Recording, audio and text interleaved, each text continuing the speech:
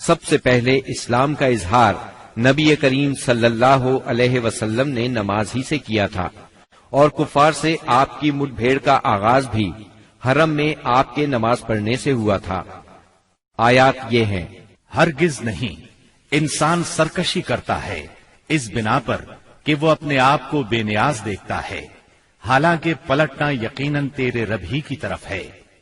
تم نے اس شخص کو دیکھا جو ایک بندے کو منع کرتا ہے جبکہ وہ نماز پڑھتا ہو، تمہارا کیا خیال ہے اگر وہ بندہ راہ راست پر ہو یا تقوی کی تلقین کرتا ہو؟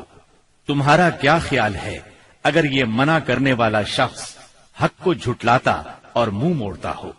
کیا وہ نہیں جانتا کہ اللہ دیکھ رہا ہے؟ ہرگز نہیں، اگر وہ باز نہ آیا تو ہم اس کی پیشانی کے بال پکڑ کر کھینچیں گے، اس پیشانی کو جو جھوٹی اور خطا کار ہے۔ وہ بلا لے اپنے حامیوں کی ٹولی کو، ہم بھی عذاب کے فرشتوں کو بلا لیں گے۔ ہرگز نہیں، اس کی بات نہ مانو اور سجدہ کرو اور اپنے رب کا قرب حاصل کرو۔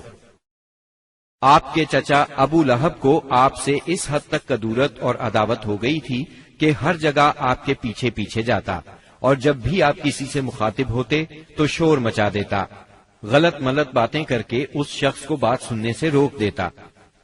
دراصل نبی صلی اللہ علیہ وسلم کے بارے میں ابو لہب کا موقف شروع سے یہی تھا، جبکہ قریش نے اس وقت اس طرح کی بات سوچی بھی نہیں تھی۔ حج کے دنوں میں بھی ابو لہب نبی کریم صلی اللہ علیہ وسلم کو جھٹلانے کے لیے بازاروں اور اجتماعات میں آپ کے پیچھے لگا رہتا تھا۔ طارق بن عبداللہ محاربی کی روایت سے معلوم ہوتا ہے کہ یہ شخص صرف زبان سے جھٹلانے ہی پر اکتفا نہیں کرتا تھا بلکہ پتھر بھی مارتا تھا۔ ان پتھروں سے آپ کی ایڑیاں خون آلود ہو جاتی تھیں۔ بعثت سے پہلے ابو لہب نے اپنے دو بیٹوں عتبہ اور عتیبہ کی شادی رسول اللہ صلی اللہ علیہ وسلم کی دو صاحبزادیوں سیدہ رقیہ اور سیدہ ام کلثوم رضی اللہ عنہما سے کی تھی۔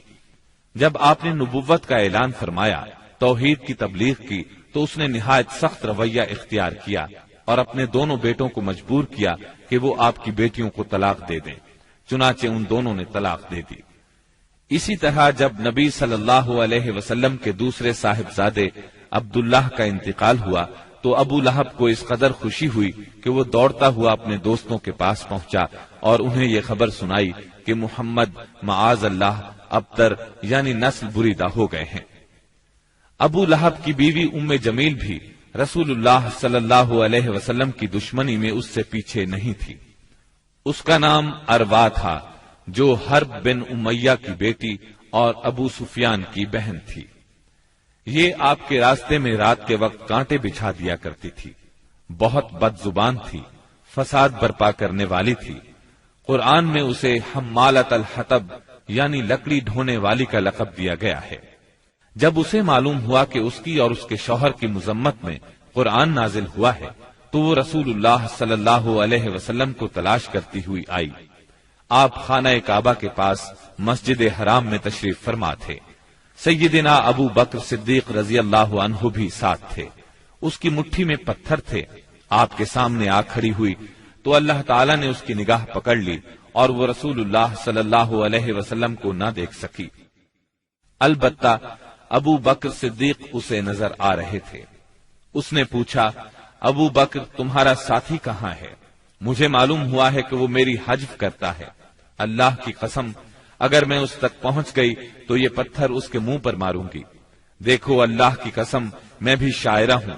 یہ کہہ کر اس نے شعر پڑھا، ہم نے مذمم کی نافرمانی کی، اس کے امر کو تسلیم نہ کیا اور اس کے دین کو نفرت اور حقارت سے چھوڑ دیا۔ اس کے بعد وہ واپس چلی گئی۔ سیدنا ابو بکر صدیق رضی اللہ عنہ نے عرض کیا، اے اللہ کے رسول، کیا اس نے آپ کو دیکھا نہیں؟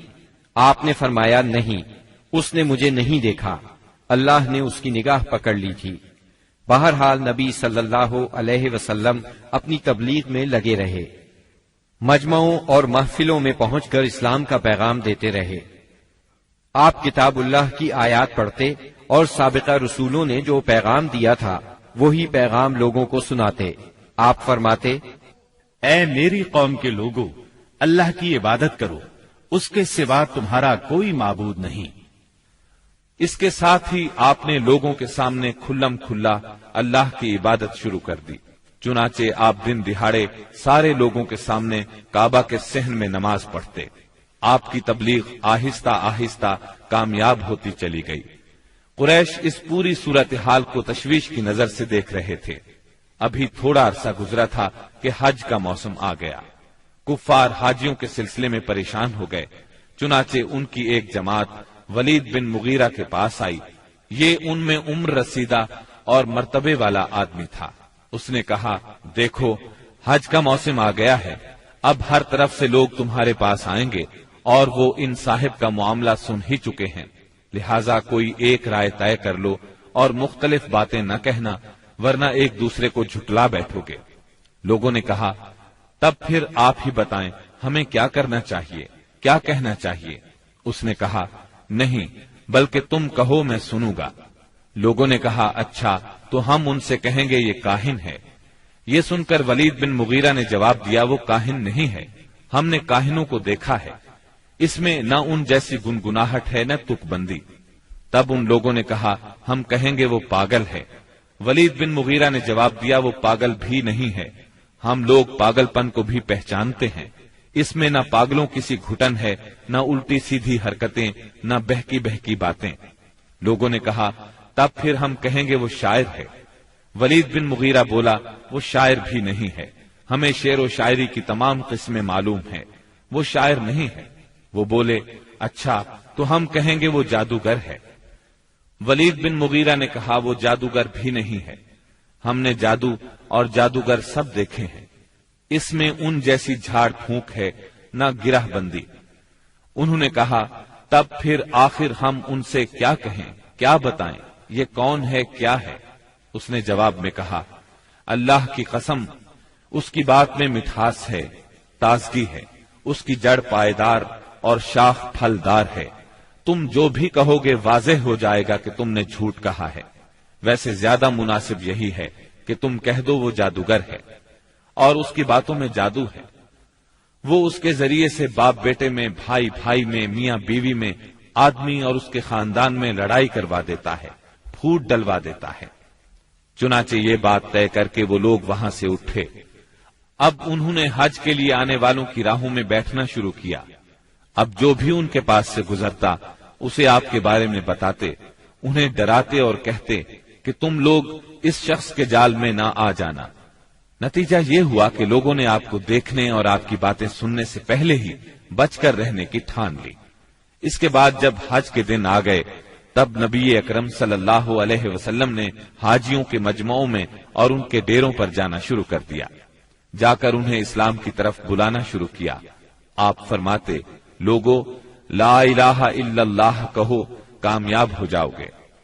ادھر ابو لہب کا یہ حال تھا کہ وہ آپ کے پیچھے پیچھے لگا رہتا، آپ کو جھٹلاتا جاتا، تکلیف بھی پہنچاتا۔ اس طرح جب اس حج سے حاجی واپس لوٹے تو پورے عرب میں نبی صلی اللہ علیہ وسلم کا چرچا ہو گیا۔ قرآن مجید کی سورہ المدثر کی آیات 11 تا 26 میں اس واقعے کی طرف نشاندہی کی گئی ہے۔ چھوڑ دو مجھے اور اس شخص کو جسے میں نے اکیلا پیدا کیا، بہت سا مال اسے دیا، اس کے ساتھ ساتھ حاضر رہنے والے بیٹے دیے اور اس کے لیے ریاست کی راہ ہموار کی۔ پھر وہ طمع رکھتا ہے کہ میں اسے اور زیادہ دوں گا، ہرگز نہیں، وہ ہماری آیات سے عناد رکھتا ہے، میں تو اسے بہت جلد ایک کٹھن چڑھائی چڑھاؤں گا۔ اس نے سوچا اور کچھ بات بنانے کی کوشش کی تو رب کی مار اس پر۔ اس نے کیسی بات بنانے کی کوشش کی؟ ہاں، رب کی مار اس پر۔ اس نے کیسی بات بنانے کی کوشش کی؟ پھر لوگوں کی طرف دیکھا، پھر پیشانی سکیڑی اور منہ بنایا، پھر پلٹا اور تکبر میں پڑ گیا۔ آخر کار بولا کہ یہ کچھ نہیں ہے مگر ایک جادو جو پہلے سے چلا آ رہا ہے، یہ تو ایک انسانی کلام ہے، بہت جلد میں اسے دوزخ میں پھینک دوں گا۔ اسلام کی اشاعت بڑھ رہی تھی، لیکن اس کے ساتھ ساتھ قریش کا ظلم و ستم بھی شدید سے شدید تر ہوتا جا رہا تھا۔ پھر آپ ایک مخلص صحابی ارقم بن ابی ارقم رضی اللہ عنہ کے گھر میں تبلیغ کا کام کرنے لگے، یعنی وہ گھر آپ کی تبلیغ کا مرکز ٹھہرا۔ مسلمانوں کو اسلامی تحریک کے سب سے پہلے مرکز دار ارقم کا علم تھا، چنانچہ کوئی اجنبی شخص مسلمان ہونے کے لیے آتا تو اہل اسلام اسے بھی دار ارقم پہنچا دیا کرتے تھے۔ قریش کی سختیاں اور حالات جب ناقابل برداشت ہو گئے تو آپ نے اپنے اصحاب سے فرمایا، حبشہ کا بادشاہ اسہمہ نجاشی ایک انصاف پسند حکمران ہے اور اس کے ملک میں کسی پر ظلم نہیں ہوتا، لہذا تم حبشہ کی طرف ہجرت کر جاؤ۔ اس ہدایت کے مطابق رجب 5 نبوت میں صحابہ کرام کے پہلے قافلے نے ہجرت کی۔ اس میں 12 مرد اور 4 عورتیں تھیں اور ان کے امیر سیدنا عثمان بن عفان رضی اللہ عنہ تھے۔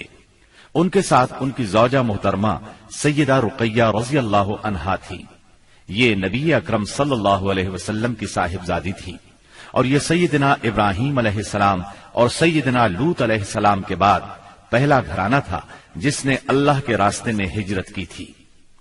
یہ لوگ رات کی تاریکی میں خاموشی سے نکلے اور جدہ کے جنوب میں واقع بحر احمر کی بندرگاہ شعیبہ کا رخ کیا۔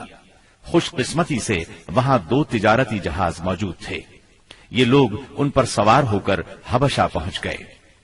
ادھر قریش کو ان کی روانگی کا علم ہوا تو مارے غیظ و غضب کے ان کا برا حال ہو گیا۔ فوراً آدمی دوڑائے گئے تاکہ ان حضرات کو پکڑا جا سکے اور خوب سزا دی جا سکے، یہاں تک کہ وہ اللہ کا دین چھوڑ دے۔ لیکن ان کے ساحل تک پہنچنے سے پہلے مسلمان سمندر میں دور جا چکے تھے، لہذا یہ لوگ ساحل سے نامراد واپس آ گئے۔ اس ہجرت کے کوئی 2 ماہ بعد رمضان 5 نبوت میں ایک روز رسول اللہ صلی اللہ علیہ وسلم مسجد حرام میں تشریف لائے۔ اس وقت وہاں قریش کے بہت سارے لوگ موجود تھے، ان میں ان کے سردار اور بڑے بڑے لوگ بھی تھے۔ آپ نے ان کے درمیان کھڑے ہو کر سورہ نجم کی تلاوت شروع کر دی۔ ایسا نفیس کلام انہوں نے پہلے کبھی نہیں سنا تھا۔ اب جو ان کے کانوں میں گونجا تو بے خود ہو گئے، دم بخود ہو کر سنتے رہ گئے، اس طرح خاموش اور ساکت ہو گئے کہ آپ کو روکنے کا ہوش بھی نہ رہ گیا۔ بلکہ سورت کے آخر میں جب ڈانٹ ڈپٹ والی آیات آئیں تو ان کے دل کانپ گئے، ہوش اڑ گئے، اور جو ہی آپ نے یہ حکم سنایا کہ یعنی اللہ کے لیے سجدہ کرو اور اس کی عبادت کرو، تو سب کے سب سجدہ ریز ہو گئے۔ کسی کو اس حکم ربانی سے سرتابی کا یارہ نہ رہا۔ امام بخاری رحمت اللہ علیہ نے سیدنا عبداللہ بن مسعود رضی اللہ عنہ سے روایت کی ہے کہ نبی صلی اللہ علیہ وسلم نے سورہ نجم پڑھی، پھر سجدہ کیا تو قوم کا کوئی فرد نہ بچا جس نے سجدہ نہ کیا ہو۔ ایک آدمی نے ایک مٹھی کنکری یا مٹی کی لی اور اس کو اپنے چہرے کے اوپر تک لے گیا اور کہا، میرے لیے یہی کافی ہے۔ بعد میں نے دیکھا کہ وہ حالت کفر میں مارا گیا۔ یہ امیہ بن خلف تھا جو بدر کے دن مارا گیا۔ گویا اس وقت جتنے لوگ تھے ان میں سے بس ایک امیہ بن خلف ایسا تھا جس نے مکمل طور پر سجدہ نہیں کیا، البتہ ایک مٹھی میں کنکریاں لے کر اپنی پیشانی تک لے گیا۔ اس نے سجدہ کرنے والوں کا بس اس حد تک ساتھ دیا تھا۔ اس واقعے کی خبر حبشہ پہنچ گئی، یعنی تمام قریش کے سجدہ کرنے کی خبر۔ اس پر مسلمانوں نے سمجھا کہ وہ سب کے سب مسلمان ہو گئے ہیں۔ وہ سب خوشی خوشی ماہ شوال میں مکے کی طرف روانہ ہو گئے، لیکن جب مکے کے اس قدر قریب پہنچ گئے کہ ایک دن سے بھی کم وقت کی مسافت باقی رہ گئی، تب انہیں اصل بات کا پتہ چلا۔ اس پر کچھ لوگ تو وہیں سے واپس حبشہ چلے گئے اور کچھ چھپ چھپا کر یا کسی کی پناہ لے کر مکہ آ گئے۔ اس کے بعد مسلمانوں پر قریش کی سختیاں اور زیادہ بڑھ گئیں، کیونکہ ایک طرف تو انہوں نے بے خودی میں مسلمانوں کے ساتھ سجدہ کر دیا تھا، اس کا انہیں بہت پچھتاوا تھا۔ دوسری طرف مسلمانوں کے ساتھ نجاشی بہت اچھا سلوک کر رہا تھا، اس کی انہیں جلن اور کڑھن تھی۔ اس لیے رسول اللہ صلی اللہ علیہ وسلم نے فرمایا، تم لوگ دوبارہ حبشہ ہجرت کر جاؤ۔ چنانچہ اس مرتبہ 82 یا 83 مرد اور 18 یا 19 عورتوں نے ہجرت کی، اور ظاہر ہے یہ ہجرت پہلی ہجرت کی نسبت زیادہ مشکل تھی، کیونکہ اب قریش چوکنے تھے۔ मुसलमानों की नक्ल हरकत पर उनकी नजर थी। ये और बात है कि मुसलमान उनसे ज्यादा चौकन्ने, बाहिकमत और ठोस कदम उठाने वाले साबित हुए और उनकी तमाम तर पकड़ धकड़ के बावजूद हबशा की तरफ निकलने में कामयाब हो गए। इस हिजरत से कुरैश के घर घर में कोहराम मच गया, क्योंकि कुरैश के बड़े छोटे खानदानों में से कोई ऐसा नहीं था जिसके चश्मो चराग इन मुहाजिरीन में शामिल न हो। किसी का बेटा गया था तो किसी का दामाद, किसी की बेटी गई थी तो किसी का भाई और किसी की बहन। अबू जहल के भाई सलमा बिन हशाम, उसके चचाजाद 2 भाई, उसकी चचाजाद बहन उम्मे सलमा, अबू सुफियान की बेटी उम्मे हबीबा, उतबा के बेटे और हिंद जिगरखोर के सगे भाई अबू हुजैफा, सुहैल बिन अम्र की बेटी सहला, उस्मान बिन अफ्फान, उनकी अहलिया रुकैया बिनते रसूलुल्लाह सल्लल्लाहु अलैहि वसल्लम, जुबैर बिन Awwam, Musab bin Umair, Abdurrahman bin of, Abu Salma मखजूमी, Usman बिन मज़ऊन, जाफर बिन अबी तालिब और उनकी जौजा अस्मा बिनते उमैस रज़ियल्लाहु अन्हुम वगैरह। इस तरह करीब करीब तमाम सरदारान कुरैश और मशहूर दुश्मनाने इस्लाम के जिगरगोशे दीन की खातिर घर बार छोड़कर निकल खड़े हुए थे। इसलिए कोई घराना ऐसा न था जो इस वाक़े से मुतासिर न हुआ हो। कुरैश पर यह बात बहुत गिरां गुजरी कि मुसलमान उनसे बचकर एक ऐसी जगह जा पहुंचे हैं जहां उनकी जान और माल को कोई खतरा नहीं है। चुनाचे उन्होंने इन हजरात की वापसी का मंसूबा तैयार किया। अम्र बिन आस और अब्दुल्ला बिन रबिया को हबशा भेजा। ये दोनों उस वक्त मुशरिक थे। उन्होंने हबशा पहुंचकर मंसूबे के मुताबिक सबसे पहले पादरियों से मुलाकातें की और उन्हें तोहफे तहाइफ दिए। फिर बासर अंदाज में दलील देकर अपनी आमद का मकसद बताया। उन्होंने उनका साथ देने का वादा कर लिया।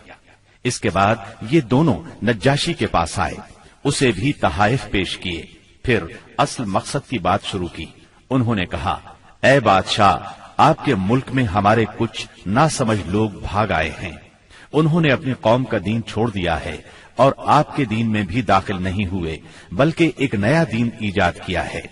उसको हम जानते हैं न आप, इसलिए हमें आपकी खिदमत में उनकी कौम के बड़ों यानी उनके वालिदैन, चचाओं और उनके कबीले के लोगों ने भेजा है ताकि आप उन्हें वापस भेज दें, क्योंकि वो लोग उन पर निगरान हैं और उनकी खामी और खराबी को सबसे अच्छी तरह समझते हैं।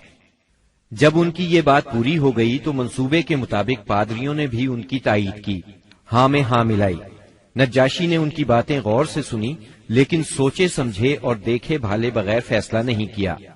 उसने सोचा दूसरे फरीक की भी बात सुनी जाए कि वो क्या कहते हैं, तभी हक वाज़ेह हो सकेगा।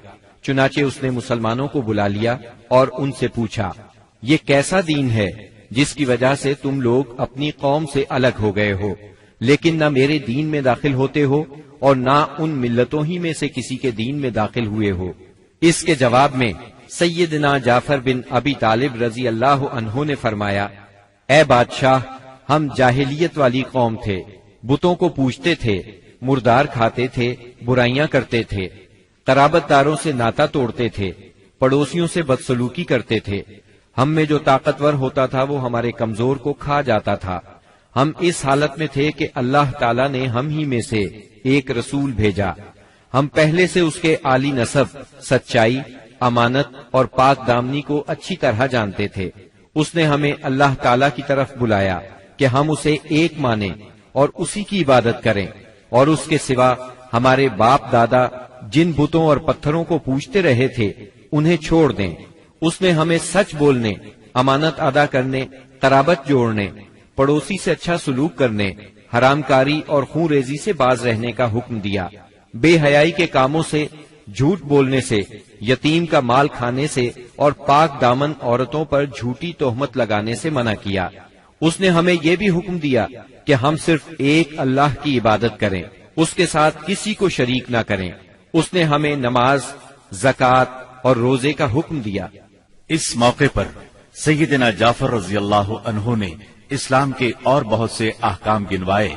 फिर कहा, हमने उस पैगंबर को सच्चा माना, उस पर ईमान लाए, उसकी पैरवी की और उसके लाए हुए दीन में उसकी इताअत की।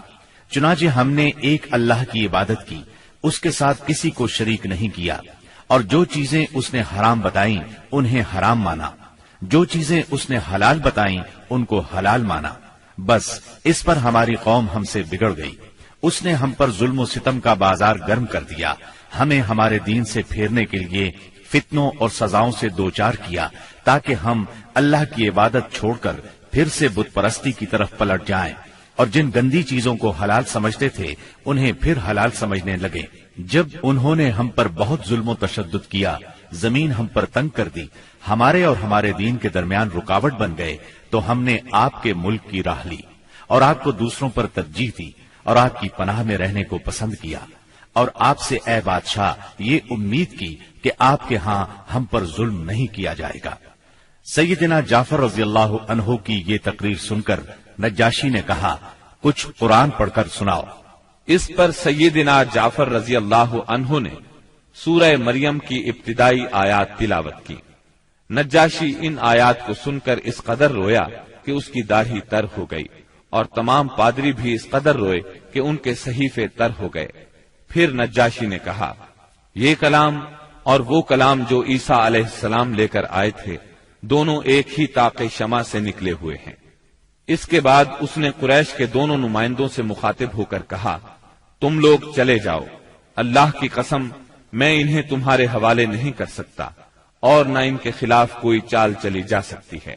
دوسرے دن عمرو بن عاص نے ایک خطرناک ترین تدبیر اختیار کی۔ نجاشی سے جا کر کہا، اے بادشاہ، یہ لوگ عیسیٰ علیہ السلام کے بارے میں ایک بڑی بات کہتے ہیں۔ اس پر نجاشی نے پھر مسلمانوں کو بلوایا اور سیدنا عیسیٰ علیہ السلام کے بارے میں سوال کیا۔ سیدنا جعفر رضی اللہ عنہ نے فرمایا، ہم ان کے بارے میں وہی بات کہتے ہیں جو نبی صلی اللہ علیہ وسلم لے کر آئے ہیں، یعنی وہ اللہ کے بندے ہیں، اس کے رسول، اس کی روح اور اس کا وہ کلمہ ہے جسے اللہ نے کنواری پاک دامن مریم علیہ السلام کی طرف القاء کیا تھا۔ اس پر نجاشی نے زمین سے تنکا اٹھایا اور کہا، اللہ کی قسم جو کچھ تم نے کہا ہے اس سے عیسیٰ علیہ السلام اس تنکے کے برابر بھی بڑھ کر نہیں تھے، چنانچہ تم لوگ میرے ملک میں امن اور چین سے رہو، جو تمہیں گالی دے گا اس پر تاوان لگایا جائے گا۔ مجھے سونے کا پہاڑ ملے تو بھی میں گوارا نہیں کروں گا کہ تم میں سے کسی کو ستایا جائے۔ اس کے بعد اس نے حکم دیا کہ قریش کے نمائندوں کو ان کے تحفے واپس کر دیے جائیں۔ چنانچہ یہ دونوں صاحبان منہ لٹکائے واپس مکہ لوٹ آئے، اور مسلمانوں نے وہاں اچھے دیار میں اچھے ہمسائے کے ساتھ قیام کیا۔ بہرحال مشرکین کی چال ناکام ہو گئی۔ یہ بات ان کی سمجھ میں آ گئی کہ وہ مسلمانوں سے عداوت اپنے دائرہ اختیار میں رہ کر ہی کر سکتے ہیں، لیکن پھر اس کے مقابلے میں انہوں نے ایک خوفناک بات سوچی۔ دراصل انہیں اچھی طرح احساس ہو گیا تھا کہ اس مسئلے سے نمٹنے کے لیے ان کے سامنے دو ہی راستے رہ گئے ہیں، یہ کہ رسول اللہ صلی اللہ علیہ وسلم کو طاقت کے ذریعے تبلیغ سے روک دیں یا پھر آپ کے وجود ہی کا صفایا کر دیں۔ تاہم دوسری صورت ان کے لیے بہت مشکل تھی، اس لیے کہ ابو طالب آپ کے محافظ تھے اور وہ مشرکین کے عزائم کے سامنے آہنی دیوار تھے۔ اس لیے یہی مفید سمجھا گیا کہ ابو طالب سے دو باتیں کی جائیں۔ اس تجویز کے بعد سرداران قریش ابو طالب کے پاس گئے اور بولے، اے ابو طالب، آپ ہمارے درمیان بہت عزت اور شرف والے ہیں، ہم نے آپ سے گزارش کی کہ اپنے بھتیجے کو روکیے، لیکن آپ نے نہیں روکا۔ آپ یہ بات یاد رکھیں، ہمارے آباء و اجداد کو گالیاں دی جاتی ہیں، ہم برداشت نہیں کر سکتے۔ ہماری عقلوں کو اور سمجھ بوجھ کو حماقت کہا جائے، ہمارے خداؤں کی عیب جوئی کی جائے، یہ ہم ہرگز برداشت نہیں کر سکتے۔ آپ انہیں روک لیجئے، ورنہ پھر ہم آپ سے اور ان سے ایسی جنگ چھیڑ دیں گے کہ ایک فریق کا صفایا ہو کر رہے گا۔ ابو طالب پر اس زوردار دھمکی کا بہت زیادہ اثر ہوا۔ انہوں نے رسول اللہ صلی اللہ علیہ وسلم کو بلا کر کہا، بھتیجے، تمہاری قوم کے لوگ میرے پاس آئے تھے اور ایسی ایسی باتیں کہہ گئے ہیں، اب مجھ پر اور خود اپنے آپ پر رحم کرو، اس معاملے میں مجھ پر اتنا بوجھ نہ ڈالو جو میرے بس سے باہر ہے۔ یہ سن کر رسول اللہ صلی اللہ علیہ وسلم نے خیال فرمایا کہ اب ان کے چچا بھی ان کا ساتھ چھوڑ رہے ہیں، وہ بھی ان کی مدد نہیں کریں گے، قریش کے مقابلے میں کمزور پڑ گئے ہیں۔ اس لیے آپ صلی اللہ علیہ وسلم نے فرمایا، چچا جان، اللہ کی قسم، اگر یہ لوگ میرے دائیں ہاتھ پر سورج اور بائیں ہاتھ پر چاند رکھ دیں کہ میں اس کام کو اس حد تک پہنچائے بغیر چھوڑ دوں کہ اللہ اسے غالب کر دے یا میں اسی راہ میں ہلاک ہو جاؤں، تب بھی میں نہیں چھوڑوں گا۔ ان الفاظ کے ساتھ ہی آپ کی آنکھوں میں آنسو آ گئے اور وہاں سے اٹھ گئے۔ واپس جانے لگے تو ابو طالب نے پکارا اور سامنے آ کر کہا، بھتیجے جاؤ، جو چاہو کہو کرو، اللہ کی قسم میں تمہیں کبھی بھی کسی بھی وجہ سے نہیں چھوڑ سکتا۔ پھر یہ اشعار کہے، اللہ کی قسم، وہ لوگ تم تک اپنی جمعیت سمیت بھی ہرگز نہیں پہنچ سکتے، یہاں تک کہ میں مٹی میں دفن کر دیا جاؤں۔ تم اپنی بات کھلم کھلا کہو، تم پر کوئی قید نہیں، تم خوش ہو جاؤ اور تمہاری آنکھیں اس سے ٹھنڈی ہو جائیں۔ سابقہ دھمکی کے باوجود جب قریش نے دیکھا کہ رسول اللہ صلی اللہ علیہ وسلم اپنا کام کیے جا رہے ہیں تو وہ جان گئے کہ ابو طالب رسول اللہ صلی اللہ علیہ وسلم کو نہیں چھوڑ سکتے، بلکہ اس بارے میں قریش سے جدا ہونے اور ان سے دشمنی مول لینے تک کو تیار ہیں۔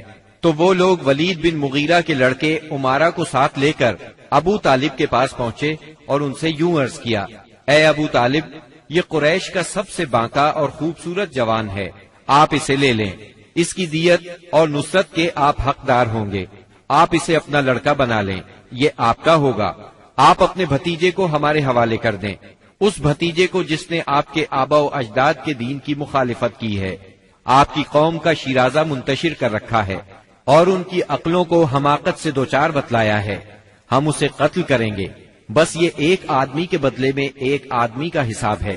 ابو طالب نے اس پر ان سے کہا، اللہ کی قسم، کتنا برا سودا ہے جو تم مجھ سے کر رہے ہو، تم اپنا بیٹا مجھے دیتے ہو کہ میں اسے کھلاؤں پلاؤں اور پالوں پوسوں، جبکہ میرا بیٹا مجھ سے طلب کرتے ہو کہ اسے قتل کر دو، اللہ کی قسم یہ نہیں ہو سکتا۔ اس پر نوفل بن عبد مناف کا پوتا متم بن عدی بولا، اللہ کی قسم، اے ابو طالب، تم سے تمہاری قوم نے انصاف کی بات کہی ہے اور جو صورت تمہیں ناگوار ہے اس سے بچنے کی کوشش کی ہے، لیکن میں دیکھتا ہوں کہ تم ان کے سلسلے میں کسی بات کو قبول نہیں کرنا چاہتے۔ اس کی بات کے جواب میں ابو طالب نے کہا، اللہ کی قسم، تم لوگوں نے میرے ساتھ انصاف کی بات نہیں کی، بلکہ تم بھی میرا ساتھ چھوڑ کر میرے مخالف لوگوں کی مدد پر تلے بیٹھے ہو، اگر یہی بات ہے تو ٹھیک ہے، جو چاہو کرو۔ اس گفتگو کی ناکامی کے بعد قریش کا ظلم و ستم حد سے بڑھ گیا، تکالیف دینے کا سلسلہ پہلے سے کئی گنا زیادہ اور سخت تر ہو گیا۔ انہی دنوں قریش کے سرکشوں کے دماغوں میں نبی صلی اللہ علیہ وسلم کے خاتمے کی ایک تجویز ابھری، لیکن یہ تجویز بھی ان کے خلاف گئی۔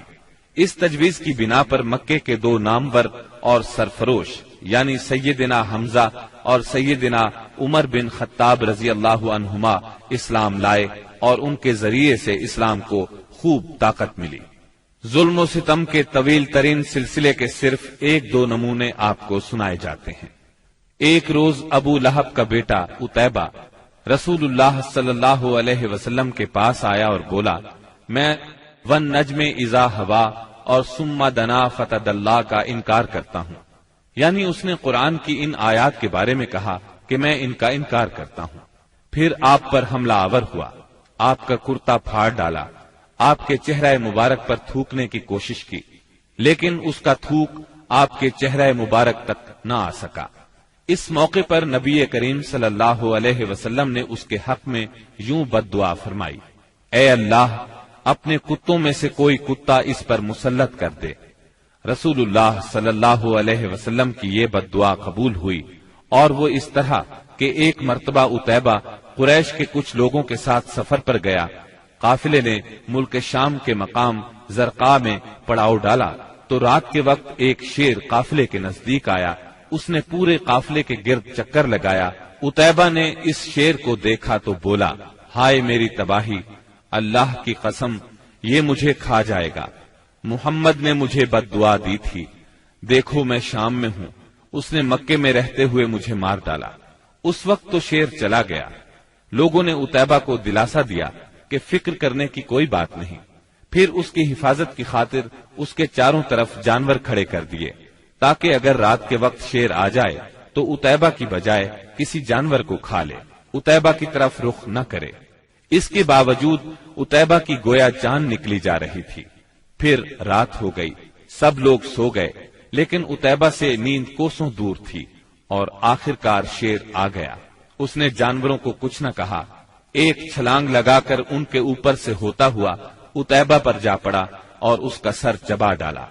تکالیف پہنچانے والوں میں ایک شخص عقبہ بن ابی معیط تھا۔ اس نے ایک روز حالت سجدہ میں نبی صلی اللہ علیہ وسلم کی گردن اس زور سے دبائی کہ معلوم ہوتا تھا آپ کی آنکھیں باہر نکل آئیں گی۔ سیدنا امیر حمزہ رضی اللہ عنہ رشتے میں آپ کے چچا تھے، مگر عمر میں آپ سے 2-3 سال ہی بڑے تھے۔ آپ دونوں نے چونکہ سویبہ کا دودھ پیا تھا، اس لیے رضائی بھائی بھی تھے۔ سیدنا حمزہ رضی اللہ عنہ کو شکار کھیلنے اور سپاہ گری کا بہت شوق تھا۔ منہ اندھیرے تیر کمان لے کر شکار کے لیے نکل جاتے اور پورا دن اسی شوق میں گزار دیتے۔ شام کو واپس آتے تو پہلے حرم میں جاتے، طواف کرتے۔ قریش کے رئیس حرم میں اکثر اپنی الگ الگ مجلس جما کر بیٹھتے تھے۔ سیدنا حمزہ کی ان سب سے اچھی دوستی تھی، اس لیے سب لوگ ان کی بہت قدر کرتے تھے۔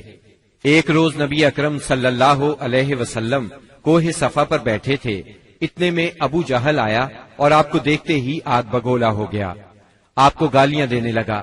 آپ خاموش رہے، اس خاموشی سے اس کا پارا اور چڑھ گیا۔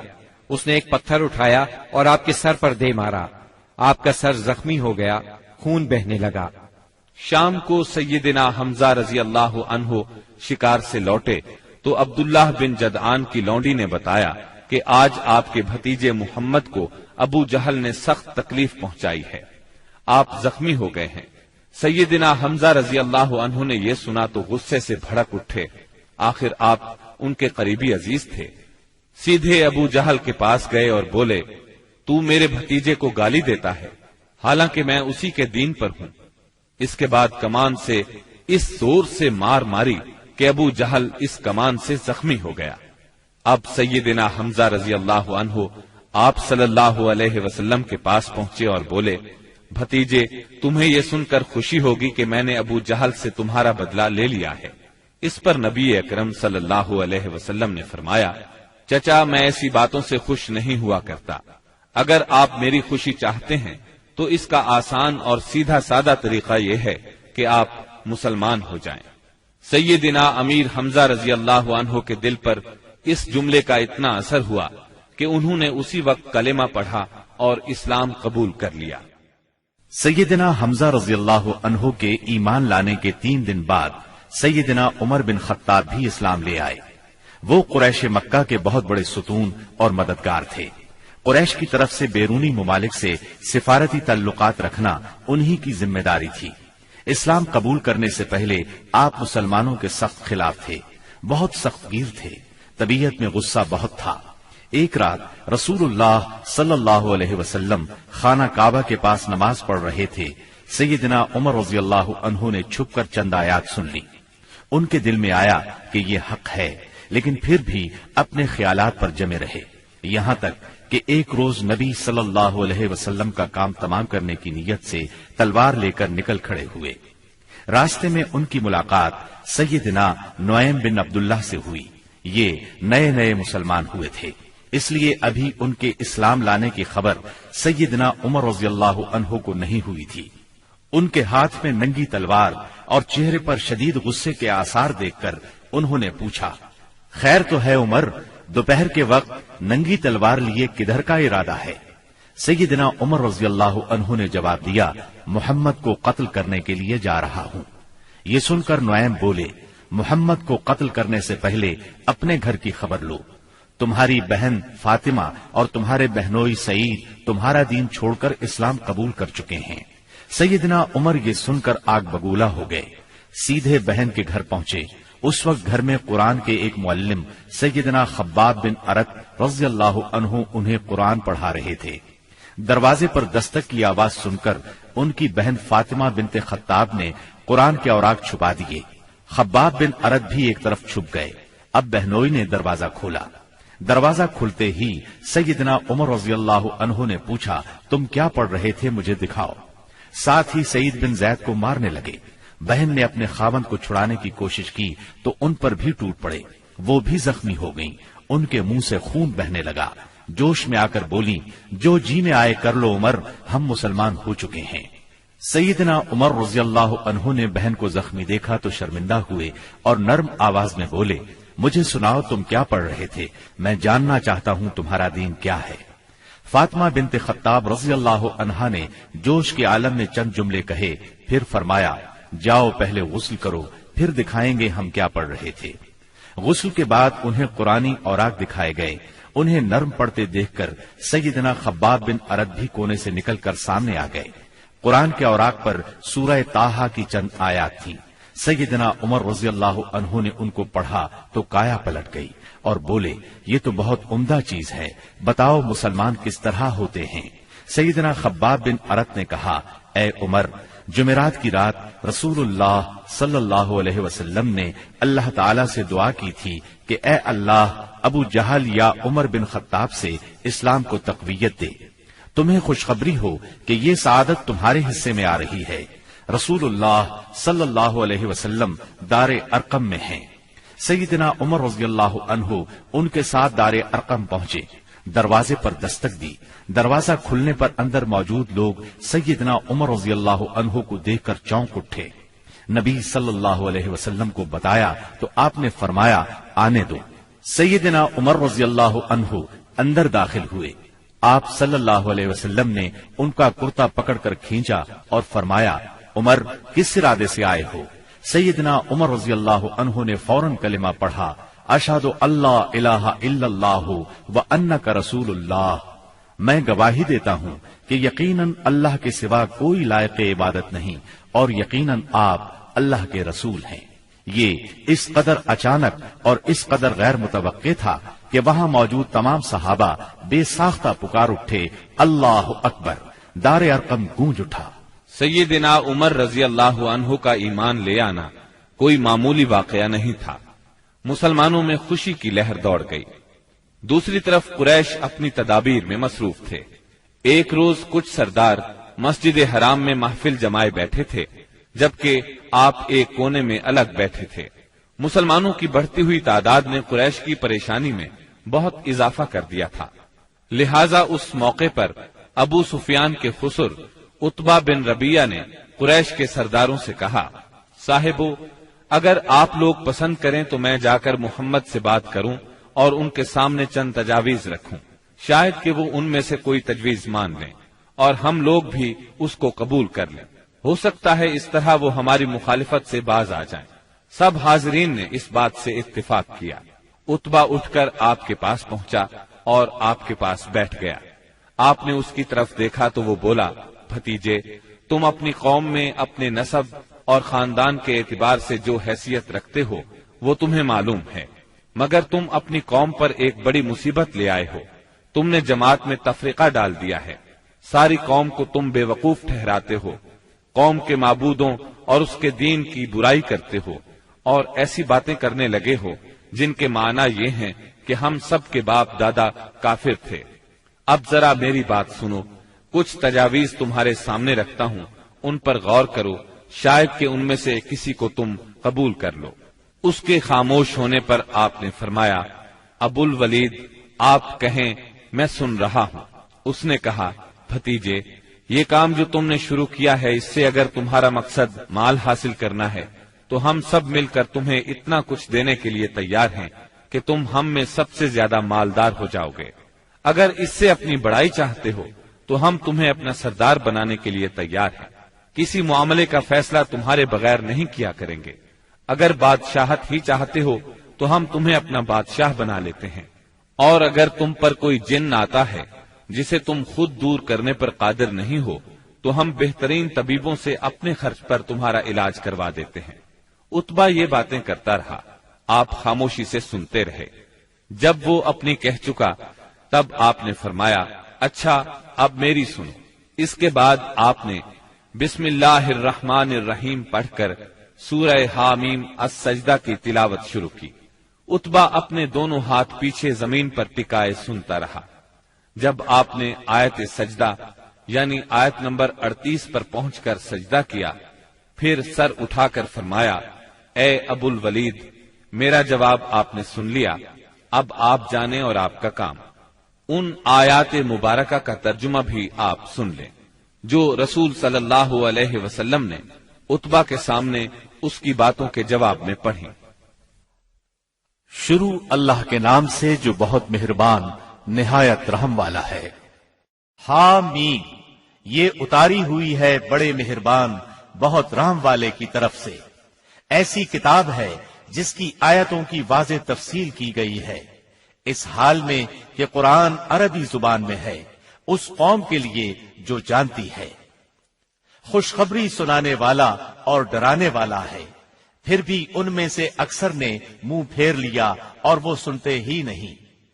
اور انہوں نے کہا کہ تو جس کی طرف ہمیں بلا رہا ہے ہمارے دل تو اس سے پردے میں ہیں اور ہمارے کانوں میں گرانی ہے، اور ہم میں اور تجھ میں ایک حجاب ہے۔ اچھا تو اپنا کام کیے جا، ہم بھی یقیناً کام کرنے والے ہیں۔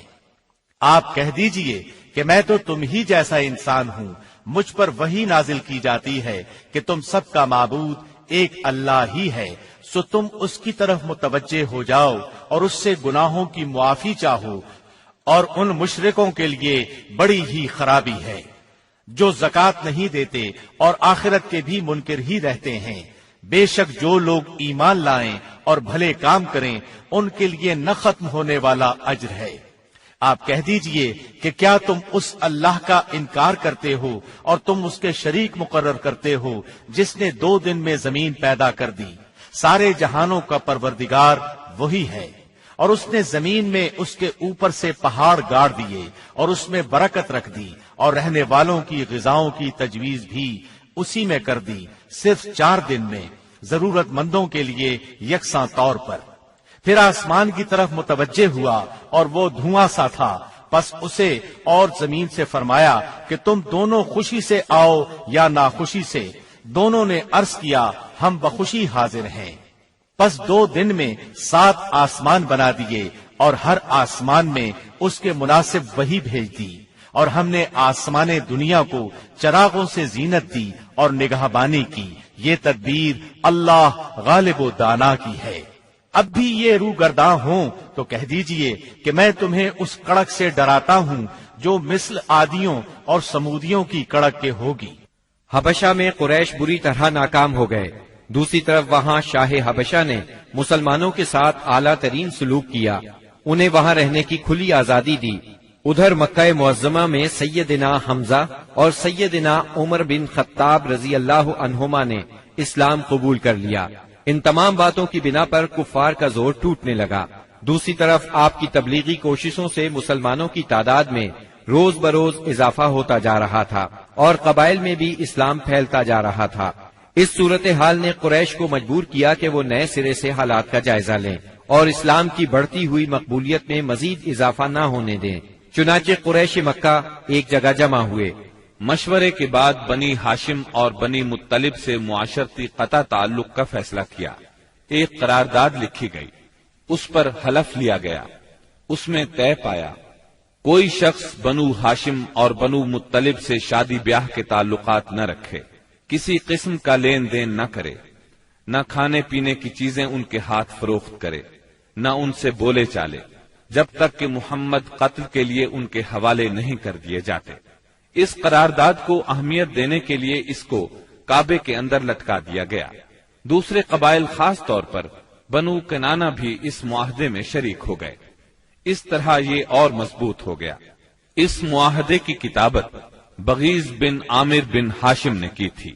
رسول اللہ صلی اللہ علیہ وسلم نے اس پر بد دعا کی اور اس کا ہاتھ یا ہاتھ کی بعض انگلیاں شل ہو گئیں۔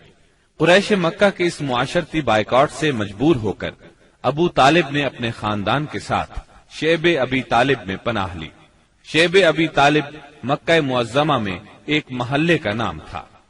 بنی ہاشم اس میں رہا کرتے تھے۔ شیب عربی زبان میں گھاٹی کو کہتے ہیں۔ یہ محلہ کوہ ابو قبیس کی گھاٹیوں میں سے ایک گھاٹی میں واقع تھا، اور ابو طالب بنی ہاشم کے سردار تھے، اس لیے شیب ابی طالب کہا جاتا تھا۔ بنی ہاشم اور بنی مطلب کے ہر شخص نے ساتھ دیا۔ مسلمانوں نے ان کی وجہ سے اور کفار کے خاندانی اور نسبتی تعلق کی بنا پر محصور ہونا قبول کیا۔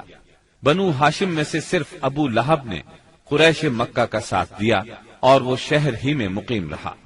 بنو ہاشم اور بنو مطلب کے 3 سال اس گھاٹی میں گزرے۔ یہ 3 سال اس قدر سخت، تنگ دستی، غربت اور تکالیف کے تھے کہ بھوک کی شدت سے بچوں کے بلبلانے کی آوازیں راستہ چلتے لوگوں کو سنائی دیتی تھیں، مگر سنگ دل کفار ان چیخوں کو سن کر خوش ہوتے تھے۔ مسلمانوں نے ان 3 برسوں میں درختوں کے پتے اور چمڑے کھا کر پیٹ کی آگ بجھائی۔ سعد بن ابی وقاص رضی اللہ عنہ فرماتے ہیں، میں بھوکا تھا، اتفاق سے رات کے وقت میرا پاؤں کسی چیز پر پڑا، میں نے اس چیز کو اٹھایا اور نکل گیا، مجھے اب تک معلوم نہیں کہ وہ کیا چیز تھی۔ اسی طرح اونٹ کی کھال کا سوکھا ہوا چمڑا انہیں کہیں راستے میں پڑا مل گیا، انہوں نے پانی سے دھو کر اس کو جلایا اور صفوف بنا کر پانی کے ساتھ کھا کر 3 راتیں بسر کی۔ یہ معاشرتی بائیکاٹ اتنا شدید تھا کہ قریش نے کھانے پینے کی اشیاء کا لے جانا بھی بند کر دیا تھا۔ جب کوئی تجارتی قافلہ مکے آتا تو ابو لہب اٹھتا اور اعلان کرتا، کوئی تاجر عام نرخوں پر اصحاب محمد کو فروخت نہ کرے، بلکہ اتنی قیمت بڑھائے کہ وہ چیز ان لوگوں کی قوت خرید سے باہر ہو جائے۔ قریش میں سے بعض لوگوں کے دل ان حضرات کی یہ حالت دیکھ کر کڑتے تھے، کیونکہ وہ ان کے عزیز تھے، چنانچہ ایسے لوگ خفیہ طور پر کھانے پینے کی چیزیں بھیج دیتے تھے۔ ایک دن سیدنا حکیم بن حزام رضی اللہ عنہ اپنی پھوپھی سیدہ خدیجہ رضی اللہ عنہا کے لیے کچھ چیزیں لے کے جا رہے تھے کہ ابو جہل نے راستہ روک لیا اور کہا، اگر تم نے شیب ابی طالب میں غلہ پہنچانے کی کوشش کی تو میں سب لوگوں میں تمہیں رسوا کر دوں گا۔ اتفاق سے اس وقت ابو البختری سامنے سے آ گیا۔ واقعے کی تفصیل سن کر ابو جہل سے کہنے لگا، اگر ایک شخص اپنی پھوپھی کے لیے کچھ غلہ بھیجتا ہے تو تم کیوں رکاوٹ بنتے ہو؟ چنانچہ ابو البختری کی مداخلت کی وجہ سے اس سے اپنی پھوپھی کے پاس غلہ بھجوانے دیا۔ غرض ایسی ہی تکالیف اور مصائب کی وجہ سے مکے کے بعض نیک دل لوگوں کو یہ سفاکانہ معاہدہ ختم کرنے کا خیال آیا۔ آخر ہشام بن عمرو کی کوششوں سے زہیر بن ابی امیہ، سیدہ خدیجہ رضی اللہ عنہا کے رشتہ دار متم بن عدی، زمعہ بن اسود اور ابو البختری بن ہاشم اور مختلف قبائل کے بعض افراد نے رات کو خفیہ مجلس میں اس معاہدے کی منسوخی کا طریقہ کار مرتب کیا۔ پھر صبح کو کعبۃ اللہ کے پاس اپنے اپنے حلقے میں جمع ہوئے۔ طواف کے بعد پہلے زہیر نے اعلان کیا، جب تک انسانیت کے خلاف اس معاہدے کو ختم نہیں کیا جائے گا میں چین سے نہیں بیٹھوں گا۔ اس پر ابو جہل نے مخالفت کی، لیکن 4 اور نیک دل انسانوں نے اپنے اپنے قبیلے کی طرف سے یکے بعد دیگرے اس بائیکاٹ کو ختم کرنے کا اعلان کیا۔ ابو جہل مجلس کا یہ رنگ دیکھ کر دنگ رہ گیا اور کہنے لگا، یہ معاملہ تو پہلے ہی سے طے شدہ لگتا ہے۔ تکالیف پہنچانے کی پالیسی کے بعد جب قریش نبی کریم صلی اللہ علیہ وسلم کو نفسیاتی حربوں سے شکست نہ دے سکے تو انہوں نے اب ان پر معاشرتی دباؤ ڈالنے کا پروگرام بنایا۔ اس کے لیے ان کے سرپرست اور نگران ابو طالب پر دباؤ ڈالنا ضروری تھا۔ چنانچہ سرداران قریش نے بار بار ان کے پاس جا کر شکایت کی۔ ایک بار تو قریباً 25 سردار ابو طالب کے پاس پہنچے۔ ان میں ابو جہل، ابو سفیان، امیہ بن خلف، عتبہ، اسود بن عبد المطلب اور شیبہ شامل تھے۔ انہوں نے پہلے تو آپ کے خلاف اپنی شکایات بیان کی، پھر کہا، ہم آپ کے سامنے ایک انصاف کی بات پیش کرتے ہیں۔ آپ کا بھتیجا ہمیں ہمارے دین پر چھوڑ دے اور ہم اسے اس کے دین پر چھوڑ دیتے ہیں۔ وہ جس معبود کی عبادت کرنا چاہے کرے، ہمیں اس سے کوئی غرض نہیں، مگر وہ ہمارے معبودوں کی برائی نہ بیان کرے اور یہ کوشش نہ کرتا پھرے کہ ہم اپنے معبودوں کو چھوڑ دیں۔ آپ ہم سے اس شرط پر اس کی صلح کرا دیں۔ ان کے خیال میں مصالحت کا اس سے اچھا طریقہ کیا ہو سکتا تھا؟ ابو طالب نے نبی اکرم صلی اللہ علیہ وسلم کو بلایا اور ساری بات بیان کی۔ آپ نے جواب میں فرمایا، چچا جان، میں تو ان کے سامنے ایک ایسا کلمہ پیش کرتا ہوں جسے اگر یہ جان لیں تو پورا عرب ان کے تابع اور عجم ان کا جزیہ گزار ہو جائے گا۔ اس پر ان لوگوں نے کہا، تم ایک کلمہ کہتے ہو، ہم ایسے 10 کلمے کہنے کو تیار ہیں، مگر یہ تو بتاؤ وہ کلمہ کیا ہے؟ آپ نے جواب میں فرمایا، لا الہ الا اللہ۔ اس پر وہ سب غصے اور تکبر سے اٹھ کھڑے ہوئے۔ اس وقت وہ جو باتیں کہتے ہوئے وہاں سے نکلے ان کا ذکر قرآن کریم کی سورہ صاد کی آیات 1 تا 7 میں آیا ہے۔ صاد، اس نصیحت والے قرآن کی قسم، بلکہ کفار غرور و مخالفت میں پڑے ہوئے ہیں۔ ہم نے ان سے پہلے بھی بہت سی امتوں کو تباہ کر ڈالا تو انہوں نے ہر چند چیخ پکار کی، لیکن وہ وقت چھٹکارے کا نہ تھا۔ اور کافروں کو اس بات پر تعجب ہوا کہ انہی میں سے ایک انہیں ڈرانے والا آ گیا اور کہنے لگے کہ یہ تو جادوگر اور جھوٹا ہے۔ کیا اس نے اتنے سارے معبودوں کا ایک ہی معبود کر دیا؟ واقعی یہ بہت ہی عجیب بات ہے۔ ان کے سردار یہ کہتے ہوئے چلے کہ چلو جی اور اپنے معبودوں پر جمے رہو، یقیناً اس بات میں کوئی غرض ہے۔ ہم نے تو یہ بات پچھلے دین میں بھی نہیں سنی، کچھ نہیں، یہ تو صرف من گھڑت ہے۔ نبی اکرم صلی اللہ علیہ وسلم اور آپ کے صحابہ کرام رضی اللہ عنہم کو اس مصیبت سے نجات تو مل گئی، لیکن قریش کے 3 سالہ بائیکاٹ نے بہت سے حضرات کی صحت برباد کر دی تھی۔ آپ شہر میں تشریف لائے ہی تھے کہ آپ کے چچا ابو طالب بیمار پڑ گئے اور چند روز بعد ہی وفات پا گئے۔ صحیح بخاری میں مسیب رحمت اللہ علیہ سے مروی ہے کہ جب ابو طالب کی وفات کا وقت آیا تو نبی کریم صلی اللہ علیہ وسلم ان کے پاس تشریف لے گئے۔ اتفاق سے اس وقت ابو جہل اور عبداللہ بن ابی امیہ بھی ابو طالب کی عیادت کے لیے موجود تھے۔ رسول اللہ صلی اللہ علیہ وسلم نے فرمایا، چاچا جان، آپ لا الہ الا اللہ کہہ دیجئے، بس ایک کلمہ جس کے ذریعے میں اللہ تعالی کے پاس آپ کے لیے حجت پیش کر سکوں گا۔ اسی وقت ابو جہل اور عبداللہ بن ابی امیہ نے دخل اندازی کی، بولے، ابو طالب، کیا تم اپنے باپ عبد المطلب کے دین سے پھر جاؤ گے؟ یہ سن کر ابو طالب ذرا دیر کے لیے رکے، پھر بولے، میں عبد المطلب کے دین پر مرتا ہوں۔ اس کے بعد ابو طالب نے آپ کی طرف دیکھا اور کہا، میں کلمہ شہادت کہہ دیتا، لیکن قریش کہیں گے کہ ابو طالب موت سے ڈر گیا۔ یہ سن کر آپ نے فرمایا، میں آپ کے لیے مغفرت کی دعا کرتا رہوں گا جب تک اللہ مجھے ایسا کرنے سے منع نہ کر دے۔ اس پر سورہ توبہ کی آیت 113 نازل ہوئی۔ نبی اور اہل ایمان کے لیے درست نہیں کہ مشرکین کے لیے دعائے مغفرت کریں، اگرچہ وہ قرابت دار ہی کیوں نہ ہو، جبکہ ان پر واضح ہو چکا ہے کہ وہ جہنمی ہیں۔ جناب ابو طالب کی وفات کے چند روز بعد سیدہ خدیجہ رضی اللہ عنہا نے انتقال فرمایا۔ آپ اپنے شفیق چچا کی وفات کے صدمے سے ابھی سنبھلے بھی نہیں تھے کہ سیدہ خدیجہ رضی اللہ عنہا جیسی جانثار اور غم گسار رفیقہ حیات دنیا سے رخصت ہو گئیں۔ ان کی وفات نبوت کے 10ویں سال ماہ رمضان میں ہوئی۔ اس وقت ان کی عمر 65 برس تھی۔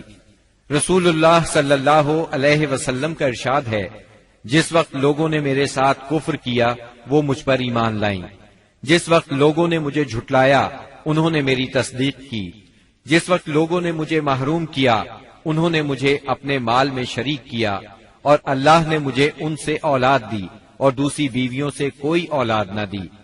ان کی میت خود آپ نے قبر میں اتاری۔ اس سال کا نام خود آپ نے عام الحزن رکھا۔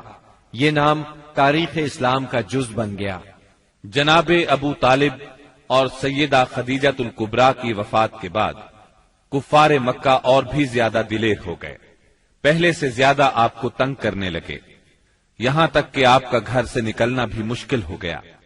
ابو طالب کی وفات پر ابو لہب بنو ہاشم کا سردار بنا۔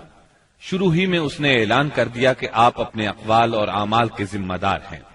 یہ اعلان گویا آپ کو برادری سے خارج کر دینے کے برابر تھا کہ جو چاہے آپ کو معاذ اللہ قتل کر دے، قبیلہ آپ کی حمایت نہیں کرے گا۔ آخر کار آپ شوال 10 نبوت اواخر مئی یا اوائل جون 619 عیسوی کو اس ارادے سے طائف تشریف لے گئے کہ بنی ثقیف کو اسلام کی طرف بلائیں، اور اگر وہ اسلام قبول نہ کریں تو انہیں کم از کم اس بات پر آمادہ کریں کہ وہ آپ کو اپنے ہاں چین سے بیٹھ کر کام کرنے کا موقع دیں۔ طائف مکہ معظمہ سے 60 میل کے فاصلے پر پہاڑوں میں ایک سرسبز و شاداب مقام ہے، جو اپنی خوشگوار آب و ہوا کی وجہ سے اہل حجاز کے لیے ایک صحت افزا مقام کی حیثیت رکھتا ہے۔ جس وقت آپ نے طائف کا سفر اختیار کیا، وہاں قبیلہ بنو ثقیف برسر اقتدار تھا۔ آپ کو اس وقت کوئی سواری تک میسر نہیں تھی۔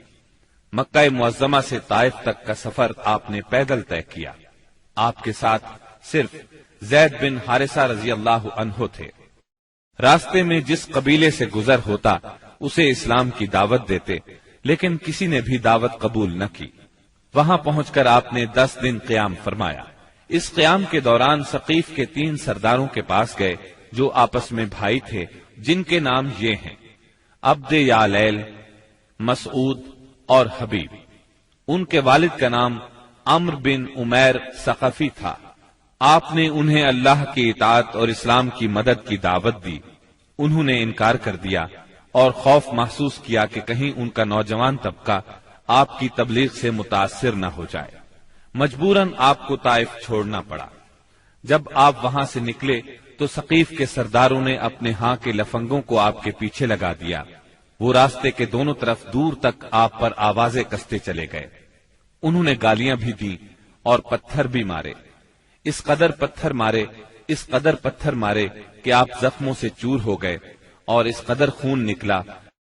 اس حالت میں آپ عتبہ اور شیبہ ابنائے ربیہ کے ایک باغ میں بیٹھ گئے۔ یہ باغ طائف سے 3 میل کے فاصلے پر واقع تھا۔ باغ میں ایک دیوار سے ٹیک لگا کر انگور کی بیل کے سائے میں بیٹھ گئے۔ جو کچھ پیش آیا اس پر سوچ بچار کر رہے تھے۔ چنانچہ آپ نے ایک رقت انگیز دعا فرمائی جو دعائے مستضعفین کے نام سے مشہور ہے، جس کا مفہوم یہ ہے: الہی میں تجھ سے اپنی کمزوری و بے بسی اور لوگوں کے نزدیک اپنی بے قدری کا شکوہ کرتا ہوں۔ یا ارحم الراحمین، تو کمزوروں کا رب ہے، تو میرا بھی رب ہے۔ تو مجھے کس کے حوالے کر رہا ہے؟ کیا کسی بیگانے کے جو میرے ساتھ تندی سے پیش آئے، یا کسی دشمن کے جسے تو نے میرے معاملے کا مالک بنا دیا ہے؟ اگر مجھ پر تیرا غضب نہیں ہے تو کوئی پرواہ نہیں، لیکن تیری عافیت میرے لیے زیادہ کشادہ ہے۔ میں تیرے چہرے کے اس نور کی پناہ چاہتا ہوں جس سے تاریکیاں روشن ہو گئیں اور جس سے دنیا اور آخرت کے معاملات درست ہوئے، کہ تو مجھ پر اپنا غضب نازل کرے یا تیرا عتاب مجھ پر وارد ہو۔ مجھے تیری رضا مطلوب ہے، یہاں تک کہ تو خوش ہو جائے، اور تیرے بغیر کوئی زور اور طاقت نہیں۔ واپسی پر آپ بہت دل شکستہ تھے، غمگین تھے۔ جب آپ قرن المنازل کے قریب پہنچے تو محسوس ہوا آسمان پر ایک بادل سا چھایا ہوا ہے۔ نظر اٹھائی تو جبرائیل علیہ السلام سامنے تھے۔ انہوں نے کہا، آپ کی قوم نے جو جواب آپ کو دیا اللہ نے اس کو سن لیا ہے۔ اب یہ پہاڑوں کا منتظم فرشتہ اللہ نے بھیجا ہے، جو آپ حکم دینا چاہیں دے سکتے ہیں۔ پھر پہاڑوں کے فرشتے نے آپ کو سلام کر کے عرض کیا، آپ فرمائیں تو دونوں طرف کے پہاڑ ان لوگوں پر الٹ دوں۔ آپ نے فرمایا، نہیں، بلکہ مجھے امید ہے کہ اللہ تعالیٰ ان کی نسل سے ایسے لوگ پیدا کرے گا جو صرف ایک اللہ کی عبادت کریں گے اور اس کے ساتھ کسی کو شریک نہیں ٹھہرائیں گے۔ آپ طائف سے نکل کر چند روز نخلا کے مقام پر ٹھہرے۔ پریشان تھے کہ اب کیسے مکہ جاؤں۔ طائف میں جو کچھ گزری اس کی خبریں وہاں تک پہنچ چکی ہوں گی۔ اب تو کفار پہلے سے بھی زیادہ دلیر ہو جائیں گے۔ انہی دنوں کا ذکر ہے، ایک رات آپ نماز میں قرآن پڑھ رہے تھے کہ جنوں کے ایک گروہ کا ادھر سے گزر ہوا۔ انہوں نے قرآن سنا تو ایمان لے آئے، اپنی قوم میں جا کر تبلیغ شروع کر دی، اور اللہ نے اپنے نبی کو یہ خوشخبری سنائی کہ انسان اگرچہ آپ کی دعوت کو قبول نہیں کر رہے، مگر بہت سے جن اس کے گرویدہ ہو گئے ہیں اور اس دعوت کو اپنی جنس میں پھیلا رہے ہیں۔ اس واقعے کی تفصیل سورہ احقاف کی آیات 29 تا 31 میں درج ہے۔ اور یاد کرو جب ہم نے آپ کی طرف جنوں کے ایک گروہ کو متوجہ کیا کہ وہ قرآن سنے، پس جب نبی کے پاس پہنچ گئے تو ایک دوسرے سے کہنے لگے، خاموش ہو جاؤ۔ پھر جب تلاوت ختم ہو گئی تو اپنی قوم کو خبردار کرنے کے لیے واپس لوٹ گئے۔ کہنے لگے، اے ہماری قوم، ہم نے یقیناً وہ کتاب سنی ہے جو موسیٰ کے بعد نازل کی گئی ہے، جو اپنے سے پہلی کتابوں کی تصدیق کرنے والی ہے۔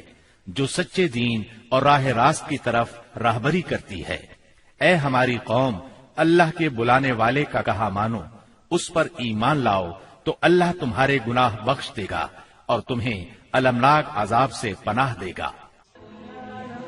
Thanks for watching. Don't forget to like, comment, share and subscribe to